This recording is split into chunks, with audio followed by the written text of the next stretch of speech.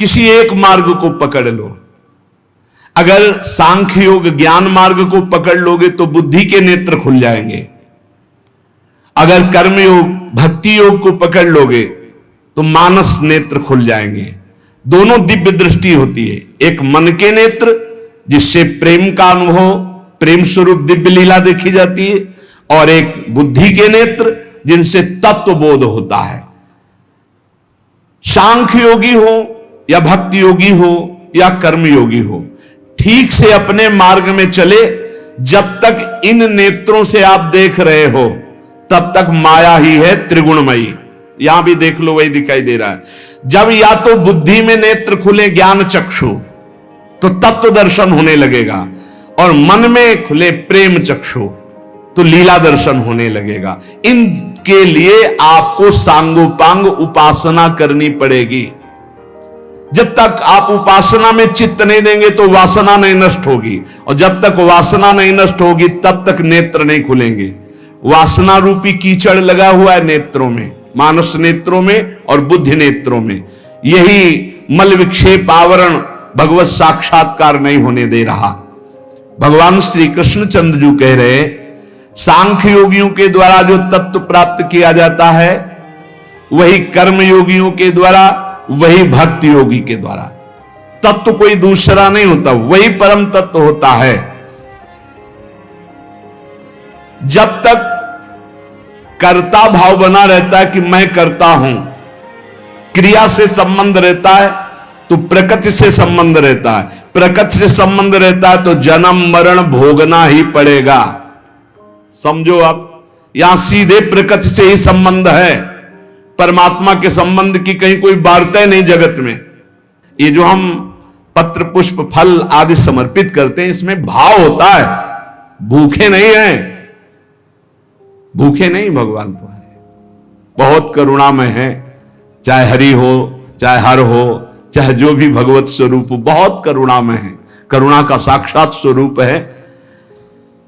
हमारा संबंध प्रभु से जो है उसको हम स्वीकार नहीं कर रहे, बस खास बातें हैं। और प्रकृति से शरीर का संबंध है, और हम शरीर को मैं मानकर प्रकृति से संबंध माने हुए, परमात्मा से संबंध नहीं। यही बड़ी हानि हो गई।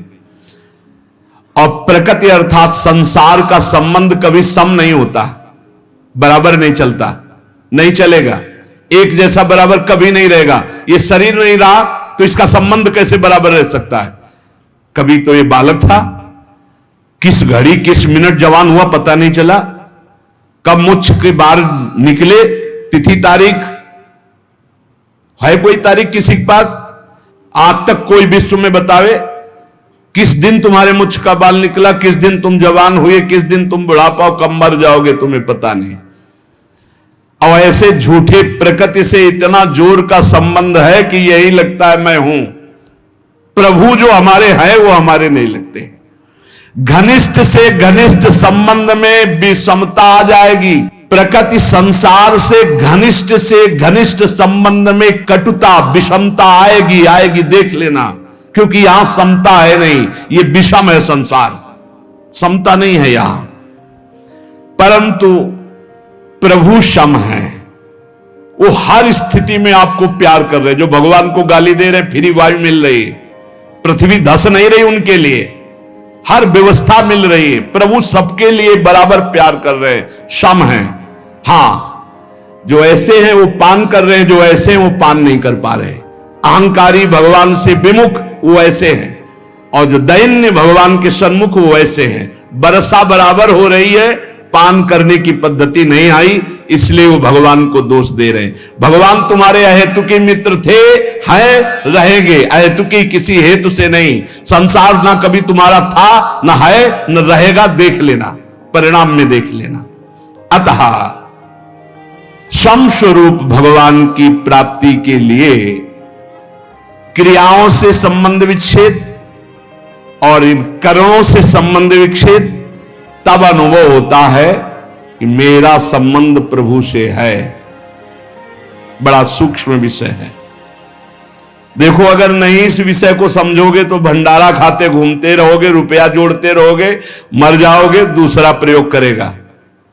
पक्की बात समझ लो, ये देखी हुई बात कह रहे।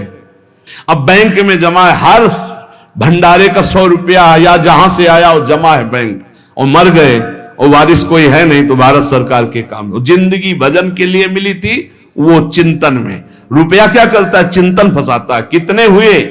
बोले 99। बोले एक और जोड़ो 100 हो जाए। एक नहीं मिलेगा, 10 मिलेंगे। बोले अब 109 है अगर और व्यवस्था, वो 99 का चक्कर फंसता चला जाता है, पूरा जीवन बर्बाद।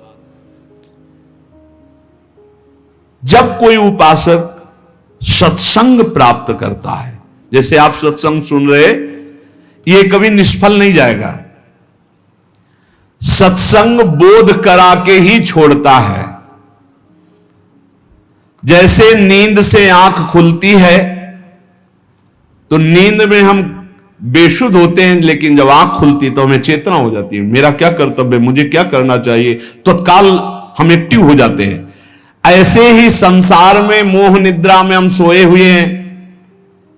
जब सत्संग मिलता है तो मानो ज्ञान की आंख खुलती है। अरे मेरा कर्तव्य क्या है, मैं तो संसार में रचा पुचा था, आज सत्संग से सुना कि मेरे जीवन का सार है कि हर दोष का त्याग करके भगवान का भजन करते हुए, ठीक से आचरण करते हुए भगवत प्राप्ति करना। यह सत्संग फर्क डाल देता है जीवन में। चाहे जैसा नीच आचरण वाला हो, अगर वो सत्संग रोज सुनने लगे तो फर्क पड़ जाएगा।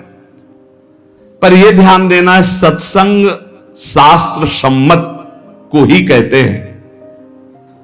आजकल मनमानी जैसा आया वैसा नहीं। तस्मात् शास्त्रम प्रमाणम ते कार्या कार्यो व्यवस्थितौ।